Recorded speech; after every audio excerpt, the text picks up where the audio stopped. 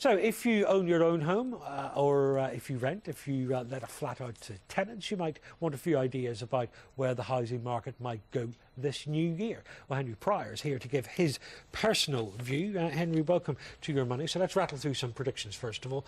House prices.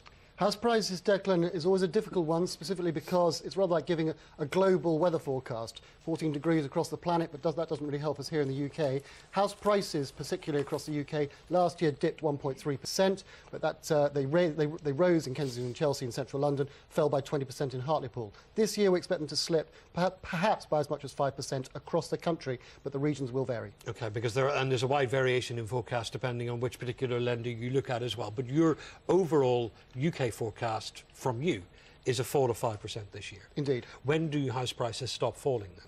House prices are going to continue to fall until we see out the back of the credit crunch. We're starting to see some revival in some of the areas, but as we've seen from the newspapers today, there are going to be problems with things like HS2 carving across house prices in the Chilterns and up to Birmingham. There are individual pockets. The Olympics is going to give East London a kick and an uplift, which is good, but we won't see a general uplift in house prices, in my view, until 2013 at the earliest. One impact of the credit crunch, of course, was to make mortgage costs much more expensive. Interest rates, even though official interest rates were low, the rate that banks were charging remained stubbornly high, and they also wanted big deposits. Does that continue into the new year? That dearth of mortgages, Declan, does continue, I'm afraid, into the new year and through 2012. The problem for most people is the qualification that's required to get one of these mortgages, and that's what's going to keep a lid on demand, even though lots of people would like to go out and buy a house. One item in the Financial Times today says that squeeze on mortgage lending has actually helped